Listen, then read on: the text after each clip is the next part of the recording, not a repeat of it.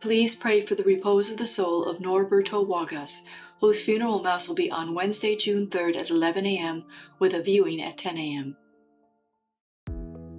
Information meetings regarding the formation of a Spanish liturgy ministry will be held on Saturday, June 6th at 10 a.m. and Wednesday, June 10th at 6 p.m. in rooms 115-16. All who are interested in helping bring a Spanish language mass to St. John Newman are encouraged to attend.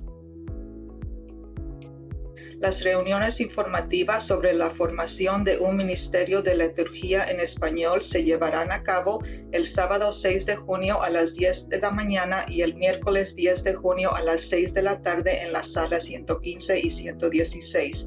Se invita a asistir a todos los interesados en colaborar para que se celebre una misa en español en la iglesia de San Juan Newman. Early bird registration is going on now for this year's Archdiocesan Conference, scheduled for September 11th and 12th. Read all the details in this weekend's bulletin. Have you made your CSA pledge yet? Pledge packets are at the entrance of the church. If you have made your pledge, thank you so much for helping us reach our goal. First Friday Eucharistic Adoration will be next Friday, June 5th, after the 8 a.m. Mass and concluding with benediction at 7 p.m. A sign-up sheet is located at the front of the church for you to choose a time to participate. With our church growing, additional Eucharistic ministers are needed. If you feel called to be a part of this vital ministry, please mark your calendar for a special training coming up on Saturday, June 13th at 10 a.m. in the church. Eucharistic ministers must have received all their sacraments through confirmation, and if married, must be married in the Catholic Church. For more information, contact Diane Hogan. Her contact information is in the bulletin. Pope Leo just released his first encyclical this morning, Magnificat Humanitas. Here are my first reactions after reading it. I love the two images he uses to frame the document in the first line: the Tower of Babel and the rebuilding of the Temple of Jerusalem after its destruction. Humanity must build, but will we be focused on self-sufficiency led by pride, forcing uniformity and excluding God? Or will our efforts be collaborative from a place of fasting and prayer for the sake of the common good? It is because of this that he tells us that we must listen to victims of the world, of course, but also of the church. It is only then that we will be able to bear credible witness to what we want to talk about. And what we want to talk about is plentiful.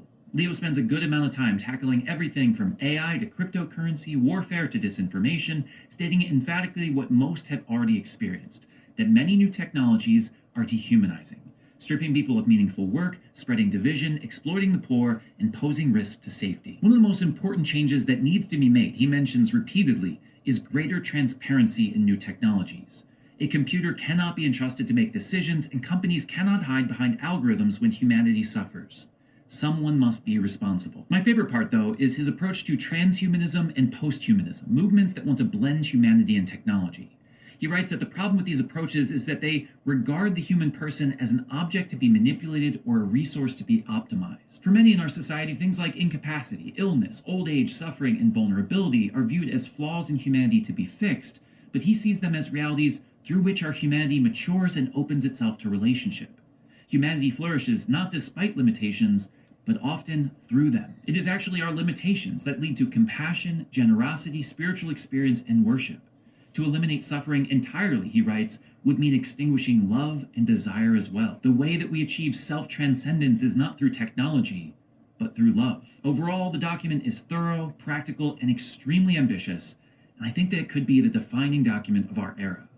If I had to worry after reading, it's that the document will be viewed as too demanding or impossible to implement, requiring a complete reordering of society rather than just a quick fix. Obviously, I have a lot more to say, and we'll hopefully have 2 different videos out this week, so look for those. But in the meantime, I encourage you to read Magnificat Humanitas yourself. This video short was from Father Casey Cole's YouTube site, Breaking in the Habit. Father Casey will be a speaker at this year's Archdiocesan Conference, which has early bird registration going on now. Registration details are in the bulletin. To read Pope Leo's new encyclical, please visit our parish website sjnc.org and click on the Archdiocesan News page. There you will find a convenient link to read the entire encyclical. Just a reminder, this Sunday, May 31st, Father Andreas Ramirez will celebrate his first Mass here as a new priest at the 5 p.m. Mass.